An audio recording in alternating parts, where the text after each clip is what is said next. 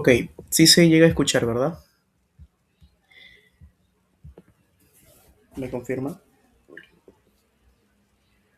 Sí, Ya, bacán.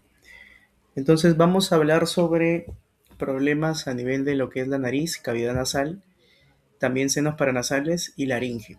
Y dejamos para mañana plan tarde por ahí, o si no en la madrugada mismo se lo envío sobre trauma facial, que es el tema más sencillo. ¿Ya? Bien, antes que nada, como siempre, en cada clase que hemos hecho siempre revisamos la parte anatómica y la parte fisiológica, para más o menos al momento de llegar a la enfermedad no perdernos, ¿ok? Entonces, si hablamos de nariz y cavidad nasal, forma parte anatómicamente de la zona conductora del sistema respiratorio, ¿no? Es el que va a filtrar el aire, etcétera, etcétera, etcétera. Y como forma parte del sistema respiratorio, básicamente la mayoría de sus estructuras, ¿ok? Y digo la mayoría porque vamos a ver poco a poco que hay algunas zonas que no tienen este epitelio, ¿ok? Entonces la mayoría está revestida por el epitelio respiratorio, que es un epitelio pseudoestratificado cilíndrico ciliado con células caliciformes, ¿no? Productoras de moco. Bien, bien, entonces anatómicamente si nosotros podemos hablar a nivel de lo que es la cavidad nasal, tenemos que reconocer que todo esto abarcaría la cavidad nasal, ¿ok? Tiene una zona anterior que delimita con las fosas nasales, ¿no? Las fosas nasales que son las aperturas, y delimita hacia posterior con la faringe a través de las famosas coanas. Esos son sus límites hacia anterior y hacia posterior. A nivel de lo que es en la zona anterior tenemos una zona específicamente que recibe el nombre de vestíbulo. Este vestíbulo, si yo borro acá, vamos a ver un relieve, ¿ok? Un relieve que marca su límite, ¿no? Que lo voy a poner un poco más de eso. Hay un relieve, ¿no? Que delimita este vestíbulo, conocido como lima ignacio. Entonces, este lima ignacio me delimita esta zona conocida como vestíbulo, que es una de las zonas de la cavidad nasal que no contiene o no está revestido por epitelio respiratorio, sino está revestido por epitelio de piel, es decir, epitelio estratificado plano queratinizado, ¿ok? Queratinizado. Y que tiene vibrisas, ¿no? Que son los famosos vellos que nosotros tenemos a nivel de la nariz, cuya función es filtrar el aire, ¿ya? Más adelante vamos a ver que superior a este cornete, que es el cornete superior, también tenemos un epitelio distinto, que es el epitelio olfatorio. Entonces, a nivel de la cavidad nasal tenemos en total tres epitelios distintos. A nivel del vestíbulo, epitelio estratificado plano queratinizado, superior al cornete o la concha superior, ¿ok? El cornete superior, tenemos el epitelio olfatorio. Y todo lo demás sí está revestido por epitelio respiratorio, pseudoestratificado cilíndrico ciliado, ¿ok? Bien. A nivel de la zona posterior, bueno, encontramos ya toda la cavidad nasal que se delimita, como mencioné, hacia posterior con las coanas que vamos a ver a continuación, ¿no? Más adelante, ¿ya? Si hablamos ahora del piso, el piso de la cavidad nasal, bien, el piso de la cavidad nasal, si yo me centro en esta imagen, bien, va a estar delimitado por una estructura ósea, ¿ok? Ósea hacia anterior y más a posterior una zona blanda, lo que es conocido como paladar, ¿no? Porque se habla de un paladar duro y un paladar blando. El paladar duro va a estar compuesto por dos huesos, ¿ok? El hueso maxilar, bien, el hueso maxilar, ya sea más posterior por el hueso palatino, bien. Referencias anatómicas importantes a nivel de lo que es este hueso maxilar, que específicamente se denomina proceso palatino del maxilar. O sea, si bien es cierto, el paladar duro, bien, el paladar duro está formado, como les mencioné, por el maxilar, bien, la zona específica del maxilar que lo conforma es el proceso palatino del maxilar, bien. Ya sea posterior tenemos el palatino, cuya zona específica es la lámina horizontal del palatino. Bien, el palatino. Pero a rasgos modos o a grandes modos tenemos maxilar y palatino. Como les mencioné, importancia a nivel del maxilar que tiene este canal que es conocido como el canal incisivo. El maxilar o el proceso palatino del maxilar tiene este canal que es conocido como el canal incisivo. Importante porque ahí va a transcurrir, ¿ok? El nervio y la arteria esfenopalatina. Si nosotros tratamos de llevar o delimitar esta arteria esfenopalatina, vemos que esta arteria esfenopalatina deriva ¿de dónde? Deriva de la arteria maxilar interna. Todo esto vendría a ser la arteria maxilar interna, que a la vez es rama de esta gran arteria que vendría a ser la arteria carótida externa. ¿Ok? Entonces, la carótida externa da origen a la arteria maxilar interna y de la maxilar interna se origina esta arteria, la famosa arteria esfenopalatina. Importante, ¿por qué? Porque esta, junto con otras arterias, van a formar en esta zona anterior, ¿ok? Esta zona anterior, una unión o anastomosis de varias arterias que va a recibir el nombre de plexo de Kieselbach. Ese plexo de Kieselbach es la causante del sangrado en la región anterior de la cavidad nasal, ¿ok? De la cavidad nasal. Ahora, la esfenopalatina también puede sangrar en la zona posterior, pero no es la más común. Es la más común a nivel arterial, pero cuando veamos epistaxis y digamos la epistaxis o el sangrado posterior está causado a la cabeza por otro plexo, que es un plexo venoso. ¿Ok? Y en segundo lugar, por ahí también puede sangrar producto de qué? De la ruptura de esta arteria, la arteria esfenopalatina. Sin embargo, no es la más común. No es la más común. ¿En dónde sí es común? Sí es común formando el plexo de Kieselbach, que en conjunto con otras arterias son la causa de epistaxis o sangrado más común a nivel anterior. ¿Ok? Bien. Entonces es importante, esta esfenopalatina entonces pasa a través del proceso palatino, ¿de quién? Del maxilar. Entonces eso encontramos a nivel del piso de la cavidad nasal. Ahora, si nosotros nos vamos a la parte medial, tú sabes, ¿no? Si miramos una imagen frontal, tenemos así nuestra nariz, ¿ok? Y esta nariz está dividido por un tabique. Ese tabique se denomina como tabique nasal. Acá estamos viendo una vista media. Ese tabique nasal está compuesto por tres estructuras. Una estructura cartilaginosa que corresponde al cartílago de la nariz propiamente dicho. Y hacia posterior está compuesto por dos huesos. Hacia inferior el hueso vomer y hacia superior el etmoides. Específicamente la lámina perpendicular del etmoides y el hueso vomer. Entonces, tres estructuras tenemos a nivel de la zona medial de la cavidad nasal que me forman en conjunto el tabique nasal. Ahora, puede ser, no sé, una pregunta examen, ¿no?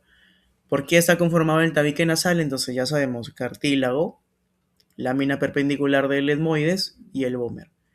Pero si te dicen quién me conforma el tabique nasal óseo, simplemente marcaremos la lámina perpendicular del etmoides y el hueso vomer como tal. ¿Ok? Acá les menciono la importancia del plexo de Kieselbach, ¿no? A nivel de lo que es el cartílago, específicamente cerca de esta zona, ¿ya? Se encuentra el plexo de Kieselbach, o también conocido como el área de Little. Este plexo de Kieselbach es el causante de las epistaxis anteriores, que predomina principalmente en niños. En niños es muy común que hayan sangrados, y ese sangrado normalmente está relacionado a un sangrado anterior secundario ¿a qué? A la ruptura de vasos del plexo de Kieselbach o del área de Little, que son sinónimos. Bien, en donde una de las arterias que los conforma es la esfenopalatina, ¿no? Que como mencionamos, transcurre a través de este canal incisivo del proceso palatino del maxilar. Entonces, por ahí hay algunas referencias anatómicas importantes. Hay más, pero estas son las más importantes. ¿Quién me forma el plexo de Kieselbach? Me lo forma estas arterias. Labial superior, etmoidal anterior, la gran palatina o palatina mayor, ¿ok? Y la esfenopalatina. Importancia acá es que, si se dan cuenta, la palatina mayor y la esfenopalatina son arterias que derivan ¿de quién? De la maxilar interna. La labial superior deriva de la facial y estas tres en conjunto derivan de la carótida externa, ¿ok? De la carótida externa. La única que deriva de la carótida interna es la etmoidal anterior, que a la vez es rama de la oftálmica. te pueden preguntar, ¿no? ¿Cuál es la única arteria que forma parte del plexo de Kieselbach que deriva de la carótida interna? La etmoidal anterior. Las otras derivan de la carótida externa. ¿Cuál es la que deriva de la arteria facial, la labial superior? Bueno, ya así sus relaciones, ¿ok? Entonces es importante aprenderse de quién deriva, porque también puede ser pregunta de examen, ¿ya? Bien. Ahora, a nivel del techo, es decir, nos vamos acá, a nivel del techo, ¿ya? A nivel del techo. Estas estructuras están delimitadas también por estructuras óseas. Tenemos al hueso nasal, que está de color amarillo, tenemos a la espina del hueso frontal, tenemos a la lámina cribosa del hueso etmoides y tenemos también al esfenoides. ¿Cuántos huesos forma o está delimitando el techo de la cavidad nasal? 4, que ya te las hice mención. ¿Ok? Y viene lo más relevante, la cara lateral. Entonces, en las caras laterales nosotros tenemos varias estructuras anatómicas que hay que aprender. Bien, lo principal que nosotros debemos de aprender y que se encuentra a nivel de esta cara lateral son los cornetes. Entonces, si nosotros nos vamos a la imagen anterior, que es una imagen ósea, ¿ok? Es una imagen ósea. Tenemos los cornetes. ¿Qué son los cornetes? ¿Son estructuras óseas? Sí, son hueso. Se habla de 3 cornetes, un cornete superior, un cornete medio. Y si se dan cuenta de quién deriva, de este hueso que está coloreado de color morado, que es el etmoides. Entonces, bajo eso nosotros podemos decir de que el cornete superior y el cornete medio derivan de qué hueso, del hueso etmoides. Sin embargo, el tercer cornete, el cornete inferior, es un hueso independiente. Es un hueso que no deriva de ningún hueso, ¿ok? Es un hueso independiente por sí solo. Acá están cortados, ¿por qué? Porque normalmente inferior a cada cornete se delimita un espacio que es conocido como meato. Entonces, si tienes 3 cornetes, ¿cuántos meatos vas a tener? 3 meatos. Si tienes un cornete inferior, vas a tener un meato inferior. Si tienes un cornete medio, vas a tener un meato medio. Y si tienes un cornete inferior, también vas a tener un meato inferior. Importancias, ¿por qué? Porque acá desembocan distintas estructuras. ¿Ok? Distintas estructuras.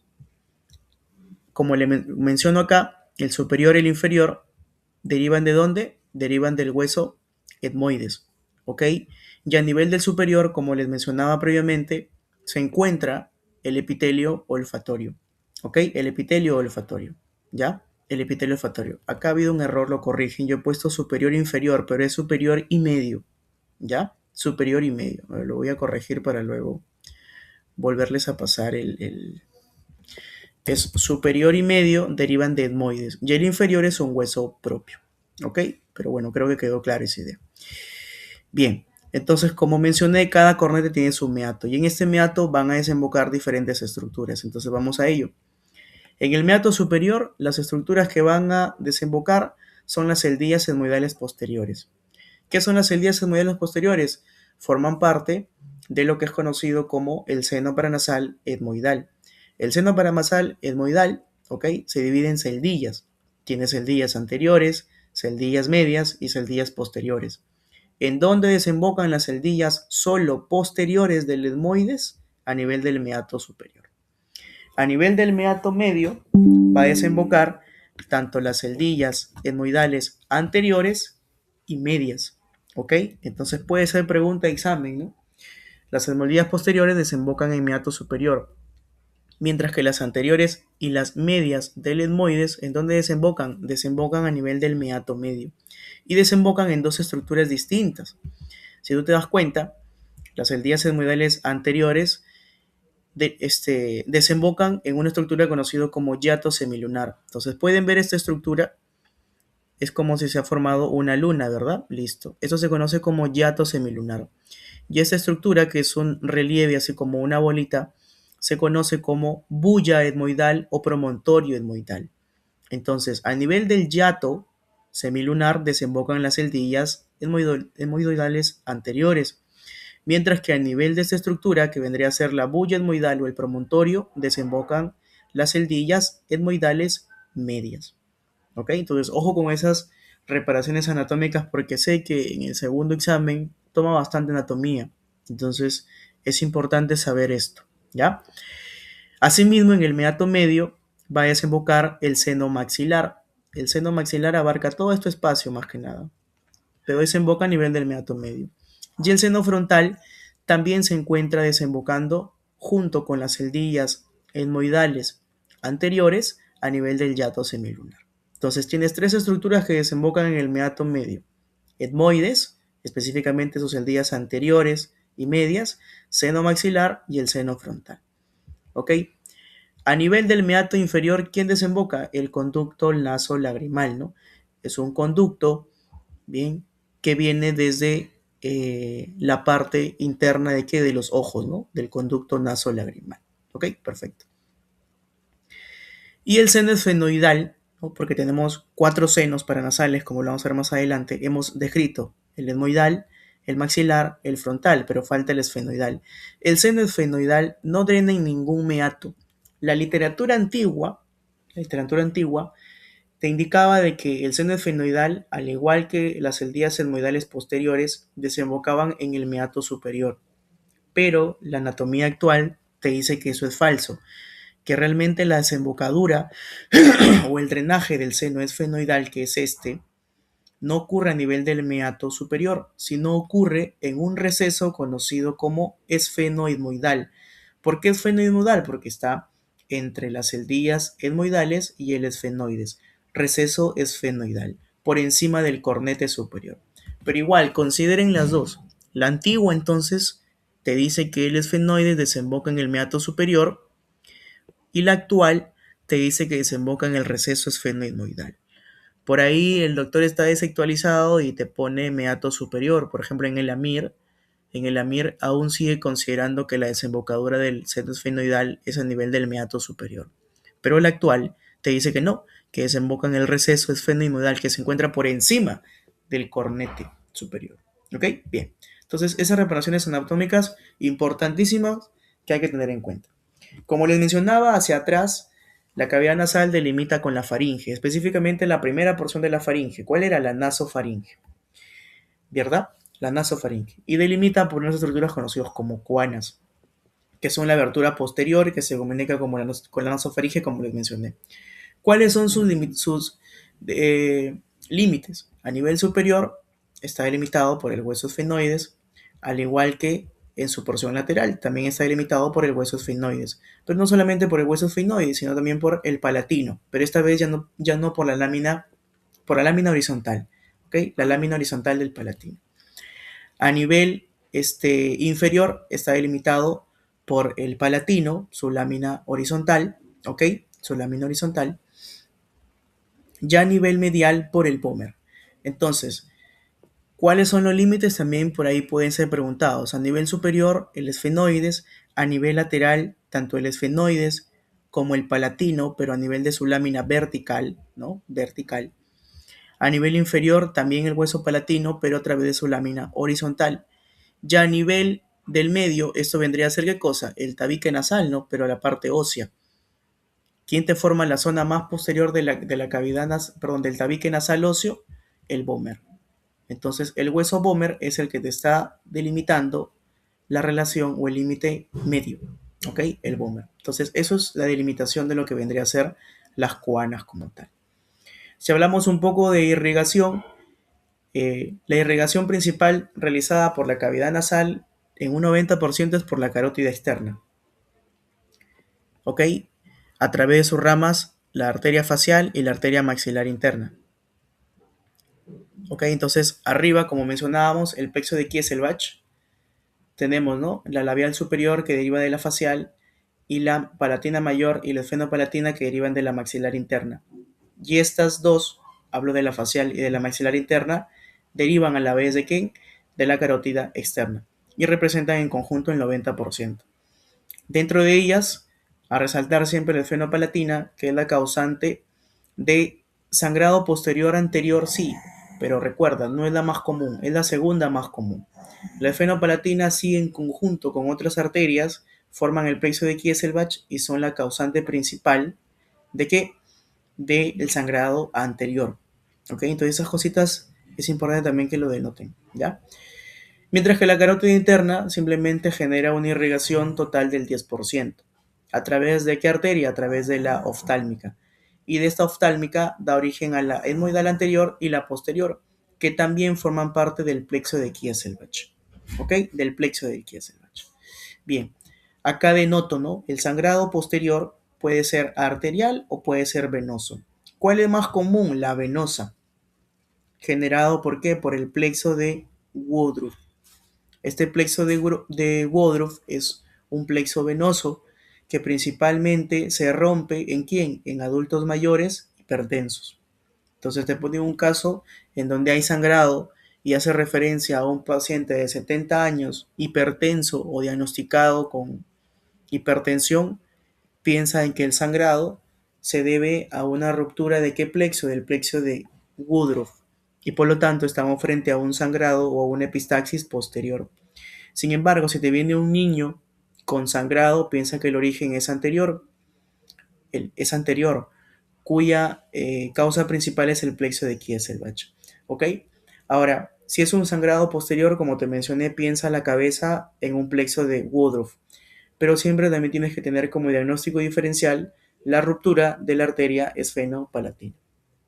¿Ok? La ruptura de la arteria esfenopalatina. Bien. Ahora, otra cosa importante también que vamos a hablar a continuación, ya entrando a patología, son los senos paranasales. Entonces debemos de manejar la patología, perdón, la anatomía de los senos paranasales. En primer lugar, los senos paranasales son cavidades, ¿ok? Son cavidades. Tenemos un total de cuatro cavidades, que son, ¿no? Los senos frontales, el seno esfenoidal, que está compuesto por celdillas, recuerda, anteriores, medias y posteriores, el, el seno etmoidal por celdillas, el seno esfenoidal y el seno maxilar, que es el más grande, ¿no? Y es el que más se afecta. Por ejemplo, la sinusitis, en rasgos generales, la causa más común es una sinusitis del seno maxilar. ¿Por qué del seno maxilar? Porque el seno maxilar, bueno, no colocaba acá la imagen, pero es la más grande, ¿ok? Es la más grande y tiene su desembocadura un poco hacia arriba, o sea, es vertical hacia arriba. Entonces el drenaje tiene que ir en contra de la gravedad y por lo tanto es más fácil a que se obstruya y que se genere una sinusitis. Sin embargo, las demás están en una porción más superior, ¿no? La frontal está acá arriba, la esfenoidal igual y la etmoidal por acá, ¿no? La etmoidal y la esfenoidal. Entonces, estas tienen un drenaje más hacia favor. Sin embargo, la maxilar tiene un drenaje en contra de la gravedad y por lo tanto es la que más se asocia a sinusitis. Esto es a rangos generales, ¿ah? Porque, por ejemplo, en niños la sinusitis no se da por la afectación de la maxilar, sino por otra. ¿Ok? Pero a rangos generales en un adulto, por ejemplo, lo más común es que el seno maxilar es el que me esté causando la sinusitis como tal. ¿Ok? Entonces, describamos los maxilares, es el más grande y es el más afectado en general. ¿Por qué? Por el drenaje en contra de la gravedad. ¿Ok? Y desemboca en dónde? A nivel del meato medio, ¿verdad? Las etmoidales está compuesto por un total de 4 a 17 cavidades o celdillas. Tenemos celdillas anteriores, medias y posteriores, ¿no? Es la más afectada en niños, ¿ya ves? Entonces, a nivel general o en adultos se puede decir, la sinusitis es secundaria a la afectación del seno maxilar principalmente, pero en niños, no es la maxilar, sino es la etmoidal, ¿ok? Es la etmoidal. Ahora, algo que tú debes saber es que esta etmoidal, ¿ok? La etmoidal está en muy relación con ¿quién? Con la órbita más o menos está acá. Entonces, está en relación con la órbita y por lo tanto, la separación entre la órbita y este seno etmoidal, bien, puede generar una transmisión por cercanía y generarme celulitis orbitaria por contigüidad. Entonces, es normal que un niño te venga a la clínica, como lo vamos a ver más adelante, con una sinusitis en la cual, como te mencioné, la causa más común es etmoidal, y aparte de esa sinusitis venga con celulitis orbitaria, ¿ok? Cuya clínica principal es el exoftalmos. ¿Ok? El exoftalmos. Entonces hay mucha cercanía entre el etmoidal y la cavidad orbitaria, entonces es muy común que en niños, repito, la afectación del seno etmoidal o una sinusitis etmoidal, bien, te dé secundariamente también una celulitis orbitaria cuya clínica principal es el exoftálmos. ¿Ok? Bien, acá hablo de la desembocadura, ¿no? Las eldías anteriores desembocan en el meato medio a través del yato semilunar, las medias a nivel del meato medio, a nivel de la bulla etmoidal y las posteriores a nivel del meato superior, ¿ok? Meato superior o la actual literatura anatómica te dicen que desemboca, no está bien, es el día meato superior, perfecto. El hueso frontal también está separado por un tabique, por eso que es par también, ¿ok? Y está drena en el meato medio. Y el esfenoidal, ¿ok? El esfenoidal em, se encuentra a nivel del cuerpo del hueso del esfenoides y también está separado por un tabique y drena a nivel del receso esfenoetmoidal. Los únicos senos con el que nace el niño o la persona son estos dos, maxilar y etmoidal. Pregunta de examen. ¿Ya? Pregunta de examen. Más adelante incluso voy a detallar cuál es la que se forma primera. ¿Ya? Bien. Entonces empecemos hablando de epistaxis. Entonces epistaxis, la etiología, ¿no? Tiene etiología ya sea locales o sistémicas. Dentro de las locales, malformaciones vasculares, infecciones, traumatismos, tumores. Y en sistémicas, todo lo que tenga que ver con problemas de coagulación, ¿no? Una de ellas, por ejemplo, rara, el Rendu-Osler-Weber. Siempre lo pongo porque son cositas que por ahí te pueden preguntar, ¿no? Preguntas fastidiosas, nunca faltan. Esta enfermedad se caracteriza ¿por qué? Porque se forman telangiectasias, que son arañas vasculares a nivel de la nariz, que son fácilmente de romperse, entonces también pueden ser causados. Y es una enfermedad sistémica, porque no solamente hay telangiectasias a nivel de la cavidad nasal, sino que también puede haber telangiectasias en otras zonas corporales. Y no solamente ello, sino que también puede haber malformaciones vasculares a nivel del cerebro, ¿no? Cosa que hemos visto en neurocirugía. Otra cosa que te va a generar una alteración de coagulación, los AINES. Los AINES, porque recuerda que tienen una función antiplaquetaria secundaria, ¿no? Y obviamente problemas de coagulación, ya sea por la toma de anticoagulantes, antiplaquetarios, o ya sea por un problema de coagulación como tal, ¿no? Por ejemplo, una hemofilia, por ejemplo. Entonces, toda enfermedad sistémica que tenga que ver con la coagulación, piensa en que puede ser la causa de sangrado. Aparte de los locales, que son infecciones, traumatismo, tumores, etcétera, etcétera. ¿Ok? Característica importante, en los hombres adolescentes jóvenes siempre hay que pensar en un tumor nasoangiofibroma juvenil. ¿Cómo se llama el tumor? Nasoangiofibroma juvenil. Entonces te pueden colocar un caso, ¿no? Paciente joven, no sé, 17, 18 años, que con constantes sangrados. Es raro, porque normalmente los sangrados aparecen en los niños, cuya causa principal, como les mencioné, es el plexo de Kieselbach. ¿Ok? Y en caso de ancianos hipertensos, el plexo de Woodruff, ¿no? Pero si aparecen sangrados en jóvenes, por ejemplo, en nosotros, es raro que se den los sangrados en jóvenes. Entonces, en estos casos, nosotros debemos sospechar en qué un tumor.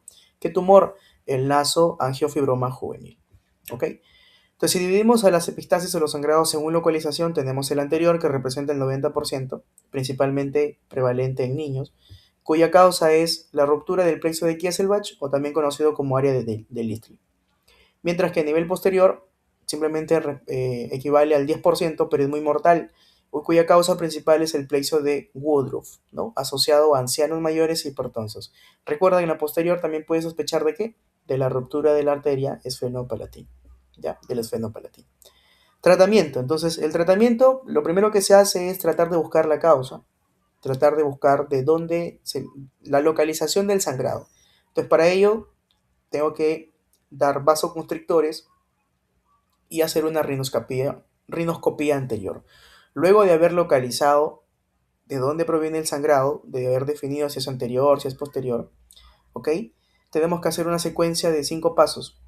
Son secuenciales, ¿eh? Lo primero es una compresión de la parte anterior, ¿ok?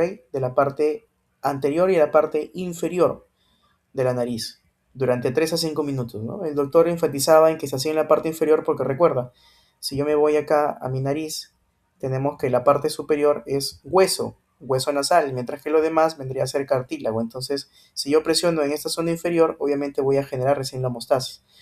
¿Por qué? Porque si presiono sobre los huesos, obviamente no voy a generar ninguna compresión, no son estructuras rígidas. Si es que no funciona, ¿qué hago? Cauterización química, ¿no? Aplico nitrato de plata. Tercero, cauterización eléctrica. Bien, el cuarto es taponamiento. Ahora, cuando yo aplico taponamiento, requiero cobertura de antibiótica. ¿Por qué? Porque estoy estoy colocando una estructura ya externa. Y esa estructura externa, por más estéril que sea, puede estar contaminada. Entonces, debo de dar cobertura antibiótica. Entonces, puedo hacer un taponamiento primero anterior. Si no funciona, hago un taponamiento posterior. El taponamiento anterior, ¿con qué se da? Se da a través de lidocaína, ¿no? Que es un anestésico local, y de epinefrina, que es un vasoconstrictor. Recuerda que el sangrado normalmente está roto un vaso sanguíneo, entonces la epinefrina va a generar va a vasocontraer, ¿no? Entonces de esa manera puedes parar el sangrado. Mientras que el taponamiento posterior se da a través de una sonda Foley, ¿ya? Si no funciona el taponamiento, ya paso a intervenciones quirúrgicas, que puede ser a través de endoscopía, embolización y por último, ligadura. La ligadura va a depender si es sangrado anterior o si es sangrado superior. Si es sangrado anterior, ligo la maxilar interna. O si no, ligo la etmoidal. Acá ha habido un error también. No es que sea sangrado superior, sino sea el sangrado posterior. Si es un sangrado anterior, ligo la maxilar interna. Y si es un sangrado posterior, ¿qué voy a ligar? Ligo la etmoidal. Recuerda, ¿no? La etmoidal deriva de dónde? Deriva de la arteria oftálmica, que a la vez es rama de la carótida interna. ¿Ya? Bien. Eso con respecto a epistaxis. Ahora pasemos a sinusitis. Cuando nosotros hablamos de sinusitis, estamos hablando de problemas a nivel de lo que vendría a ser los senos paranasales, ¿no? Entonces, la etiología a la cabeza siempre va a ser viral. Y la mayoría de cosas siempre va a ser viral. Es por eso que el tratamiento en la mayoría de cosas es sintomático, ¿no? De ahí viene la explicación de por qué siempre se le da paracetamol. Entonces, la viral, 90%, ¿ok? Y tiene características. Se dice que una sinusitis viral normalmente tiene una duración menor a 10 días. Ahora, si dura más de 10 días, ya hay que sospechar en una causa bacteriana. Ahora, ¿la bacteriana puede durar menos de 10 días? Sí, también puede durar menos de 10 días, pero su evolución es un poco más agresiva. Es decir, es una sinusitis que evoluciona o tiene una progresión muy, muy rápida y es mucho más fastidiosa. Digamos que es un poquito más severa. A eso se refiere. ¿Cuáles son las causantes principales? Las mismas generadas por la otitis media aguda. A la cabeza, Staphylococcus pneumoniae. En segundo lugar, Haemophilus influenzae. En tercer lugar, Streptococcus beta hemolítico. Y por último, Staphylococcus restante. ¿Ok? Es por eso que, como mencionaba el doctor, nosotros a la cabeza, al igual que en otitis media aguda, el tratamiento se va a dar con amoxicilina. Igual, a dosis de 80 a 90 gramos. ¿Ok? En niños mayores y adultos, eh, la sinusitis más frecuente, como les mencionaba, es la maxilar. En niños mayores y adultos, la sinusitis más frecuente es la maxilar. En segundo lugar, la himoidal. En tercer lugar, la frontal. Y en cuarto, la esfenoidal. A nivel de niños, ya no es la maxilar, sino la etmoidal. Y acá te hablo del origen de desarrollo, ¿no? Se dice que el niño desarrolla o se desarrolla en este orden, mejor dicho, los senos paranasales. Primero se desarrolla el etmoides. Eso quiere decir que en el niño normalmente primero se desarrolla el etmoides. Y como es el primero que se desarrolla, es por eso que es el único que se puede inflamar. Es por eso que la sinusitis en niños es la etmoidal principalmente. Porque es la que primero se desarrolla. Es más, con esa se nace. ¿Ok? En segundo lugar, ¿cuál se desarrolla? El maxilar. El maxilar. Y luego ya en la adolescencia, más adelante, recién se forma la frontal y el esfenoidal. Cuando ya se forma el frontal y el esfenoidal, ¿no? Y la maxilar pasa a ser la causa más común de sinusitis. Repito, cosas claras. Niños mayores y adultos, sinusitis, afectación maxilar. En niños, por desarrollo, el etmoidal es el primero que se desarrolla, es el primero con el que se nace. Con el maxilar también se nace. Se nace también con el etmoidal y se nace con el maxilar, sí, pero de los dos, ¿cuál se desarrolla primero? El etmoidal. Es por eso que el etmoidal es el que principalmente se ha afectado en niños. Porque no hay otro, ¿no? No hay otro. Bien, el diagnóstico es clínica. Es una clínica, ¿ok? Es una clínica.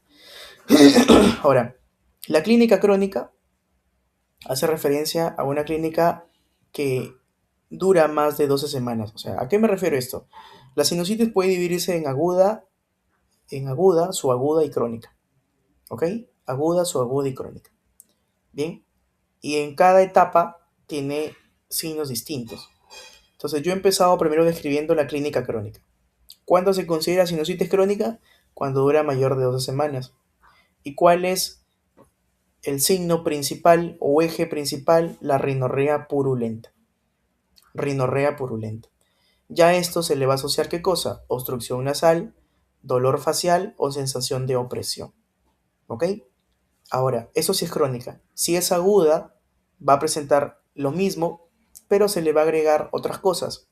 Fiebre, cefalea matutina y dolor sobre el seno afectado. Es decir, tú le tocas el seno, por ejemplo, si el maxilar está afectado, le tocas sobre la mejilla y va a generar dolor o va a sentir dolor.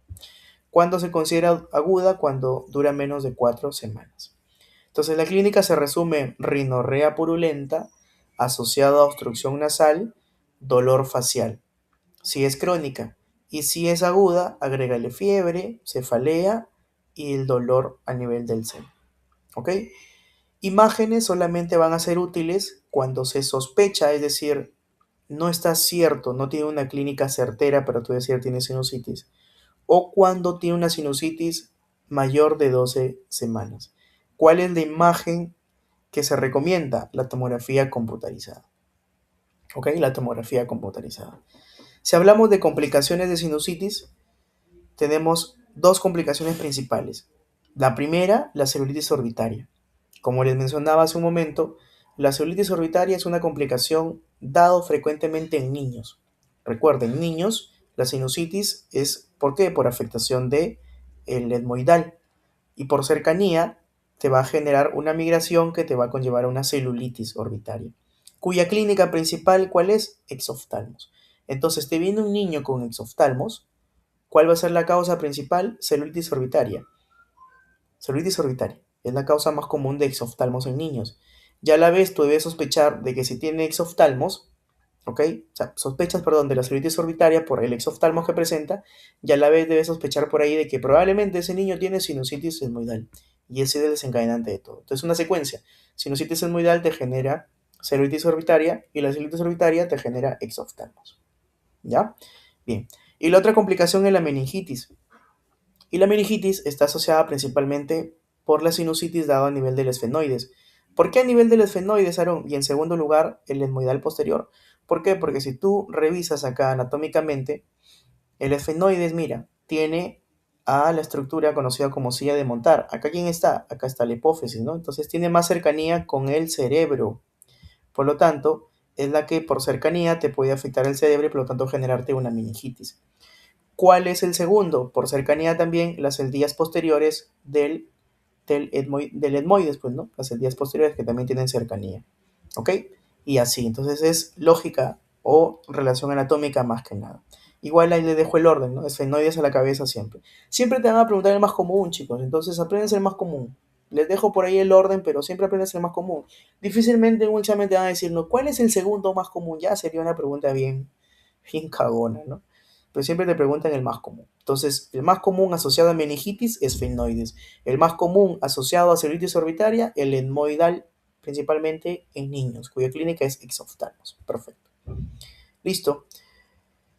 ¿Qué más? El tratamiento, ¿no? Entonces, el tratamiento gira en torno en base a los gérmenes que tú sospechas. Entonces, estás sospechando a la cabeza Staphylococcus pneumoniae y estás sospechando también de Haemophilus influenzae. Son gram positivo y gram negativo. Entonces, dale un fármaco que me cubra tanto gram positivos como gram negativos. ¿Cuál es el más conocido? Amoxicilina. 80 o 90 miligramos por kilo día, máximo 1 gramo cada 8 horas. Y la duración va a depender si es agudo, es decir, si es menos de 4 semanas, duración de hasta 2 semanas de tratamiento. Y crónico, duración de hasta 1 mes. ¿Ok? Otros, si hay resistencia, amoxi clovolánico, cefuroxima, macrólidos, quinolonas. Cirugías. ¿Cuándo tú vas a aplicar cirugía? En sinusitis crónica con fracaso de tratamiento médico, es decir, tú le das tratamiento médico, no soluciona, opera. O en sinusitis agudas, complicadas o recurrentes, es decir, te llega una sinusitis con meningitis, debes de tratar la causa, debes de tratar la sinusitis. Si te llega un paciente niño con celulitis orbitaria secundaria a una sinusitis etmoidal, soluciona la causa, es decir, soluciona la sinusitis etmoidal mediante cirugía. ¿Ok? Entonces, sinusitis agudas complicadas, o recurrentes. Bien, entonces ya hemos hablado de dos temas importantes, epistaxis y sinusitis. Vamos con la tercera, que es la famosa rinitis, ¿ok? La rinitis. Entonces, la rinitis, por definición, es la inflamación de la mucosa nasal.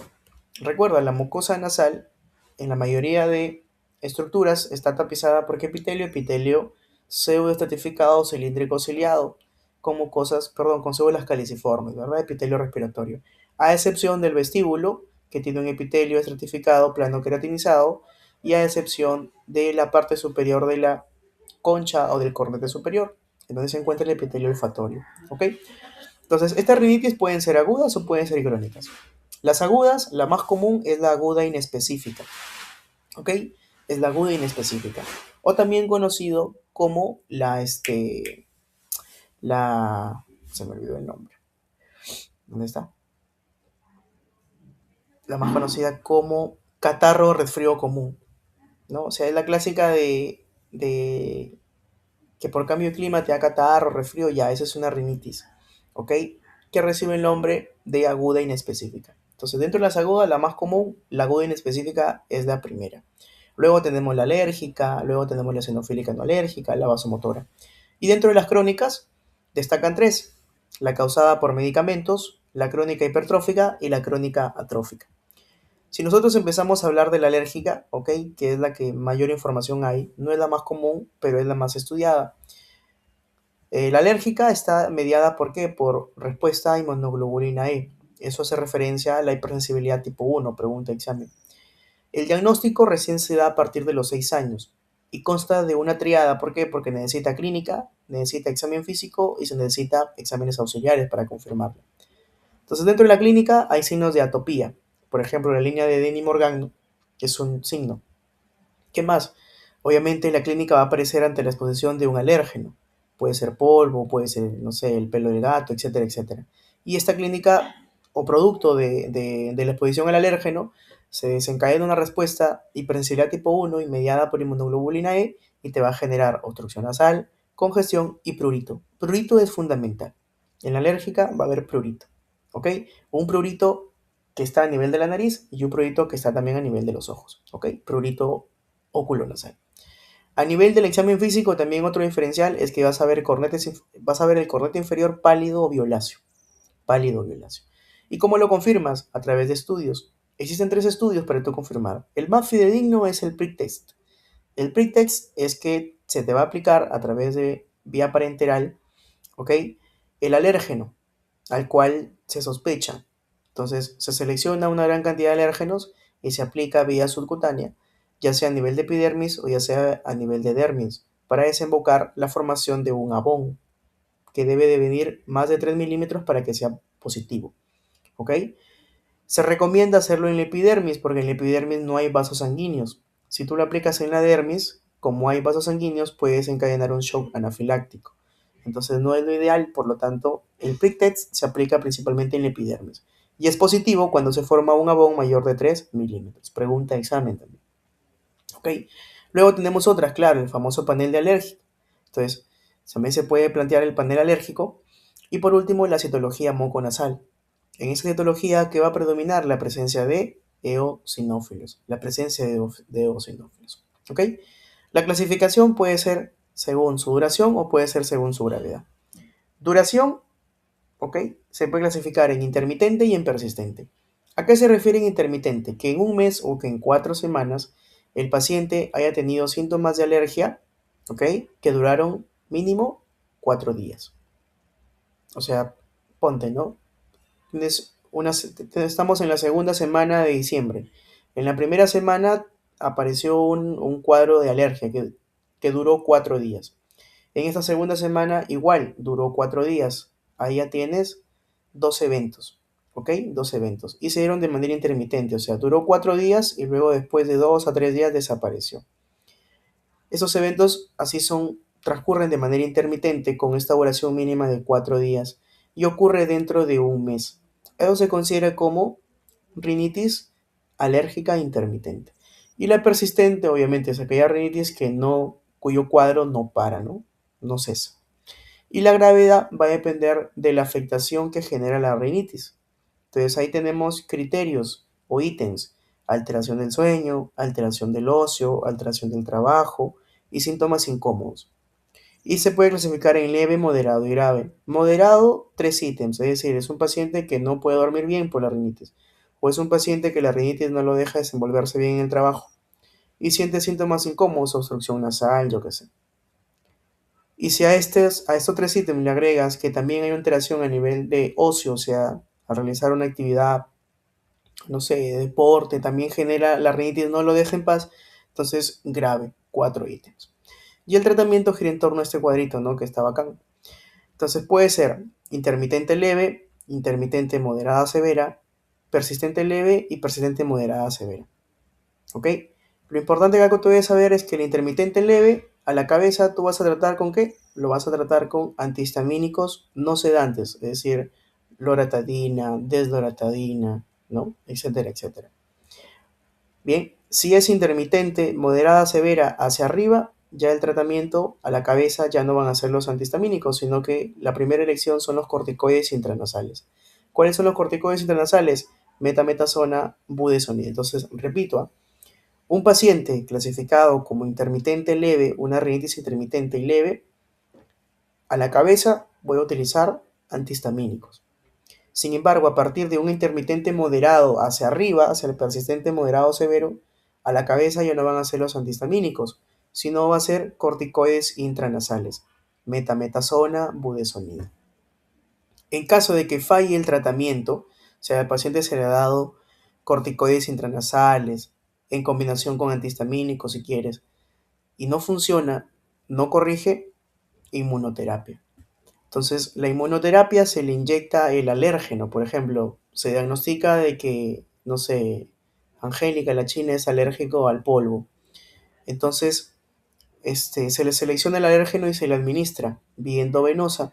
Y de esta manera se busca la tolerancia, ¿no? Es decir, que el cuerpo se adapte, se adapte, ¿no? Se adapte. Entonces, se aplica el alérgeno en concentraciones mínimas, vía endovenosa, y de esta manera se busca una tolerancia. Si es que no hay tolerancia, se retira, pero si hay tolerancia, se sigue aplicando poco a poco, ¿no? Tiene una duración de 1 año aproximadamente.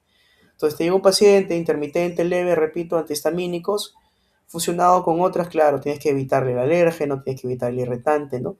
Puedes utilizar descongestionantes tópicos, pero si ya te llega un paciente con intermitente moderada, severa, hasta persistente moderada, severa, a la cabeza ya no son los antihistamínicos, sino son los corticoides intranasales. Y si ya no funciona, inmunoterapia. ¿Ok? Entonces es así como se trata una rinitis. Bien. Ahora, muy aparte de la rinitis alérgica, hay otros tipos de rinitis. Como les mencioné, la más común es la rinitis aguda inespecífica. Esta rinitis aguda inespecífica es causada principalmente por virus. ¿Qué virus? Rinovirus.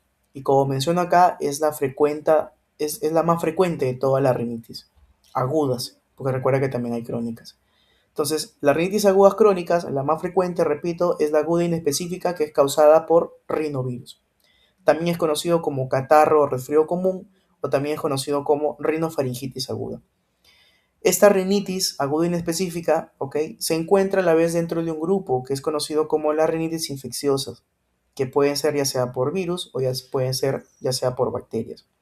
¿Ok? Entonces, muy aparte de la causada por rinovirus, que me genera la aguda inespecífica, también puede ser causada por influenza, o hay otra causada por influenza. Y esta influenza, o la que es causada por influenza, se conoce como rinitis por resfrío con gripe, o resfrío con gripe. ¿Ok? Resfrío con gripe. Entonces, repito, que se comprenda, por favor. La rinitis más frecuente es la rinitis aguda inespecífica, que es causada por rinovirus. Pero esta a la vez se encuentra dentro de las rinitis infecciosas virales. Entonces, comparte un grupo con otro tipo de rinitis que se considera o se llama resfrío con gripe, que no es causada por rinovirus, es causada por influenza. ¿Ok? Diferencia entre estas dos es que la de la influenza tiene síntomas más sistémicos y es más sintomática. Puede generar mialgias, artralgias, incluso neumonías, entre otras. Mientras que la aguda inespecífica, que es la más común, que también es causada por virus, específicamente rinovirus, es una rinitis en donde el paciente tiene catarro, tiene rinorrea, pero que es local, no es sistémico. Es un paciente que puede tener incluso prurito a nivel nasal, rinorrea, obstrucción nasal, pero no puede tener mialgias, no tiene artralgias, no puede generarse una neumonía, a diferencia de la influenza. Entonces, por eso yo que he enfatizado, patrón localizado, esta, y este es un patrón más sistémico. Pero ambas se encuentran dentro de las rinitis infecciosas virales. Virales. ¿Cuál es la más común en general de rinitis aguda? Una viral, la causada por rinovirus. ¿Cómo se llama? Rinitis aguda inespecífica. Bien, esa es la más común. Listo. Luego tenemos otro tipo de rinitis, por ejemplo, la rinitis vasomotora. Entonces, la rinitis vasomotora es por una hiperfunción parasimpática. Entonces, tú debes saber y debes comprender de que cada fosa nasal tiene un ciclo, tiene su ciclo, ¿ok? Una, y está regulada por el sistema simpático y parasimpático, ¿sí? Entonces, hay un ciclo fisiológico, en donde fisiológicamente tú debes saber de que una nariz se tapa y la otra está abierta. Por ejemplo, ¿no? La izquierda se tapa y la derecha se abre. Luego la derecha se cierra y la izquierda se abre. Esto nosotros no nos damos cuenta, ¿ok? Cuando estamos bien, pero por ejemplo, cuando nos resfriamos, ahí sí podemos encontrar o darnos cuenta del ciclo. Es por eso que cuando nos resfriamos o tenemos congestión nasal, ¿qué ocurre? Vemos que se tapa una nariz, ¿cierto? Se tapa. Y esto es por la excesiva cantidad de moco que se está formando. ¿Ok? Pero básicamente en el resfrío es donde nos damos cuenta del ciclo fisiológico que hay. Entonces, ese ciclo fisiológico de taparse la nariz es normal. Nosotros la tenemos, es normal. Y está regulada, como te menciono, por el sistema simpático y parasimpático. Entonces, en una función o en una, perdón, rinitis motora, vasomotora, lo que predomina es la función parasimpática. Entonces, la función parasimpática es la que básicamente te va a generar mayor obstrucción nasal. ¿Por qué? Porque la parasimpática, recuerda, uno de los efectos parasimpáticos a nivel glandular es el aumento de secreción. Entonces, en esta rinitis vasomotora, ¿qué va a haber? Va a haber hipersecreción. Y esa hipersecreción te va a conllevar a qué? A mayor obstrucción. ¿Ok? Ahora, recuerda también, el sistema parasimpático a nivel de vasos sanguíneos genera vasodilatación, mientras que el sistema simpático genera vasoconstricción. ¿Ok? Vasoconstricción. Entonces, en conclusión, en la rinitis vasomotora, producto de una hiperfunción parasimpática, ¿ok? Se van a aparecer, ¿qué cosas? Dos cosas importantes. Vasodilatación y el aumento de la secreción glandular, ¿ok? Vasodilatación y el aumento de secreción glandular. Entonces, esa vasodilatación es importante, ¿por qué? Porque va a favorecer a la formación de edema y la secreción glandular va a favorecer, obviamente, a esa rinorrea constante o a esa hipersecreción que puede haber. Y el tratamiento gira en torno a esas dos causas que te genera justamente esos cambios parasimpáticos. El edema, producto de la vasodilatación, te va a generar obstrucción nasal. Entonces, ¿qué se utiliza? Corticoides. Corticoides. Y la hipersecreción se trata con bromuro de hipatropio. Ahora, yo te he dicho, ¿no? Tú ya sabes entonces el mecanismo fisiopatológico, que la vasomotora ocurre por una hiperfunción parasimpática.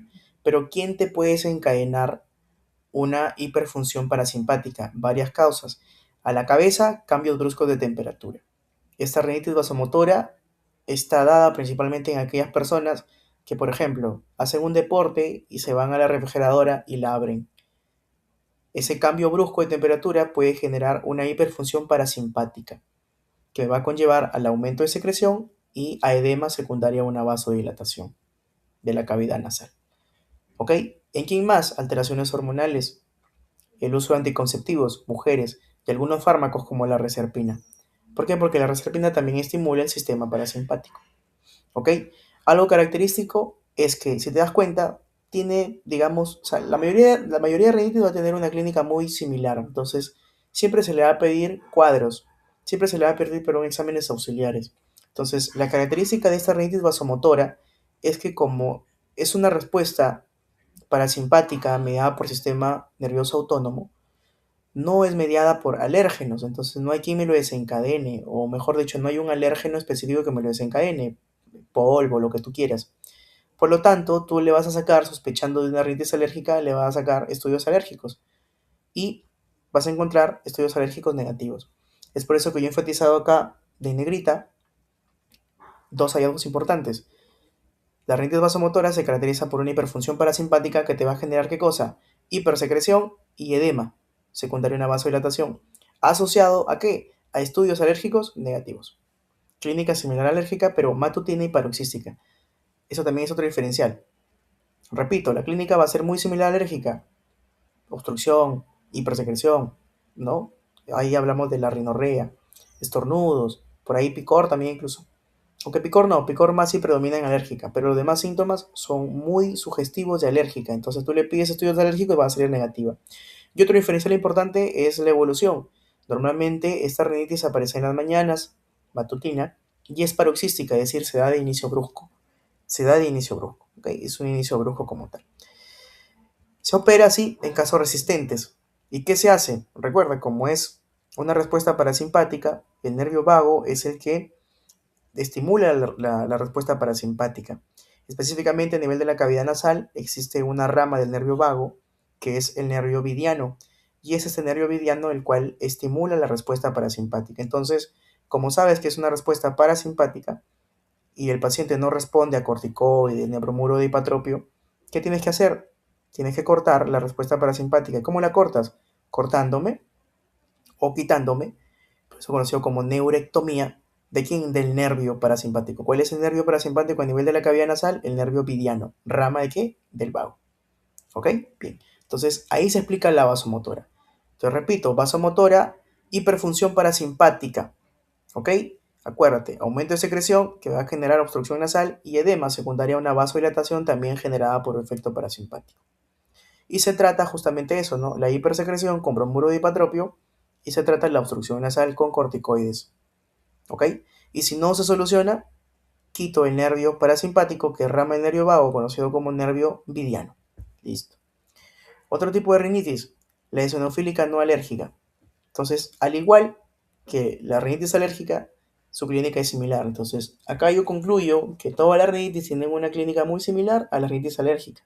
Entonces, en todos se va a pedir siempre los exámenes auxiliares. Entonces, en esta también se va a pedir exámenes auxiliares. Pero acá en estas, ni tanto el prick test, que básicamente es lo que les mencionaba, ¿no? Que era el más fidedigno, ni tampoco las pruebas inmunológicas o el panel alérgico va a salir positivo. Solo el único que va a salir positivo es la citología mucosa, perdón, la citología del moco nasal.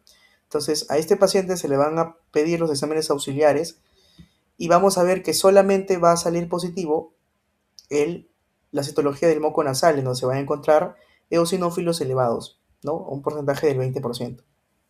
Los eosinófilos normalmente se encuentran en 1 o 2%, entonces acá vamos a encontrar eosinófilos elevados. ¿Ok? Tratamiento, corticoides y antihistamínicos. Entonces, eosinofílica no alérgica, clínica alérgica, le sacas exámenes auxiliares y solamente el de la citología moco nasal te sale positivo. Listo, eosinofílica.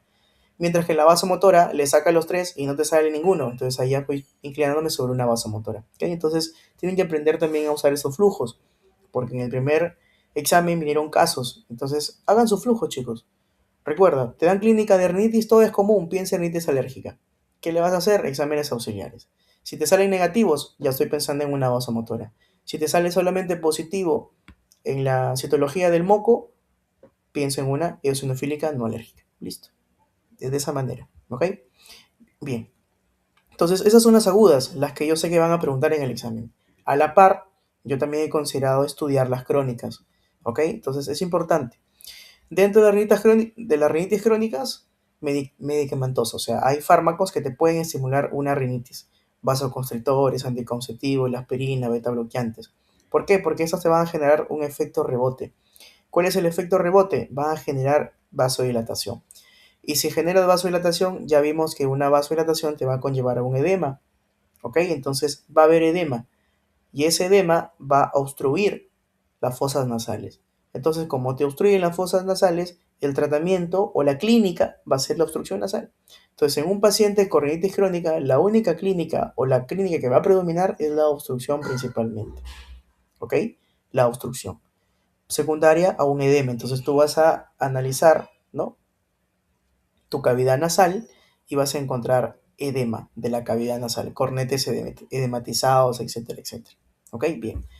Crónica hipertrófica. La crónica hipertrófica es secundaria a varias rinitis agudas a repetición, ya sea cualquier tipo de rinitis. Entonces, las rinitis agudas a repetición te van a conllevar a una crónica hipertrófica. Te va a generar también, ¿qué cosa? Que obviamente la mucosa se edematice, ¿no? Se edematice y te conlleve también a una obstrucción. Clínica principal, obstrucción. Acá tú vas a ver cornetes inferiores rojos vinosos hipertróficos, ¿no? Y la crónica atrófica es todo lo contrario. Acá ya no hay una hipertrofia de cornetes, por ejemplo, sino hay una atrofia progresiva de la mucosa nasal. Y por lo tanto, la clínica principal es la resequedad. Entonces, en la rinitis crónica, tanto en la medicamentosa como en la crónica hipertrófica, la clínica principal es obstrucción, secundaria a un proceso de edema principalmente. Mientras que en la clínica atrófica no hay obstrucción, más bien hay resequedad, ¿ok? Resequedad. Entonces, esta resequedad, bien, te va a generar que se formen costras, porque como no hay mucha lubricación y sigue habiendo el ingreso de aire, ¿qué pasa con el poco moco que se forma? Se costrifica, ¿no? Y ahí se aparece el famoso moco seco, son costras básicamente. Ahora, estas costras pueden ser colonizadas por bacterias, la más común, la Klebsiella osainae. Si esto ocurre, si esto ocurre, esa costra de moco va a generar un mal olor, un olor fétido que sale de la nariz. ¿Cómo se llama eso? Cacosmia. Cuando esto ocurre, cuando tú analizas al paciente y tiene costras secas y esas costras secas huelen feo, generan cacosmia, debes sospechar de que ha sido colonizado por Klebsiella osainae. Y a esa patología ya cuando huele feo esas costras se conoce como ocena. Ocena. ¿Ok? Esto ocurre principalmente en mujeres y puede ser secundaria a otras rinitis crónicas. O sea, la causa más común es idiopática, no se sabe la causa, pero predomina en dónde, en mujeres. ¿Ok? Como te genera resequedad, ¿qué es lo que se trata? La resequedad. La resequedad se trata. Se dan lubricantes por ahí. ¿Ok? Última instancia, la cirugía. Una cirugía de EIRE. ¿Qué es lo que hace la cirugía de EIRE? La cirugía de EIRE lo que te genera es la reducción del vestíbulo nasal. ¿Por qué? Porque si tú tienes resequedad, poca lubricación, pero tienes un vestíbulo normal, va a ingresar aire y ese aire te va a resecar el moco o el poco moco que se está formando y por lo tanto estimula mayor formación de costras. Si esas costras son colonizadas por la Klebsiella, se evoluciona a ocena. Ok, perfecto, eso quedó claro. Entonces, el aire aporta la formación de costras, en otras palabras. Entonces, ¿qué se hace? Se reduce el vestíbulo nasal y de esa manera ya no ingresa tanto aire. Eso se conoce como cirugía de EIRE. Entonces, como no ingresa tanto aire, ya no hay tanto aire que me genere que se seque ese moco y por lo tanto que se formen costras. Y de esta manera disminuyes la enfermedad como tal. ¿Ok? Creo que se va a acabar el mil, no creo. No, ya. Perfecto. Bien, entonces esas son las famosas rinitis, ¿ok? Y por último, para acabar esta clase y ya irnos a la laringe, descansamos 10 minutitos, son las complicaciones de la faringoamigdalitis, ¿ok? Entonces nosotros ya hemos visto faringoamigdalitis o amigdalitis en la unidad anterior. Ya hemos visto que las amigdalitis en la cabeza son virales, ¿verdad? Y en segundo lugar las bacterianas. Asimismo vimos que la amigdalitis, perdón, bacteriana te puede generar complicaciones que pueden ser clasificadas en supurativas y en no supurativas. Ahora, las supurativas a la vez pueden ser clasificadas en locales o sistémicas, ¿ya? En locales o sistémicas. Las locales, ¿ok? La más frecuente, pregunta examen, es el absceso periamigdalino, ¿ok? El absceso periamigdalino. Es un absceso, o sea, es una formación de pus que se encuentra entre la mucosa de la amígdala, ¿Qué amígdala? La amígdala palatina, ¿verdad? Y el músculo constrictor faríngeo superior. Ahí se ubica este absceso.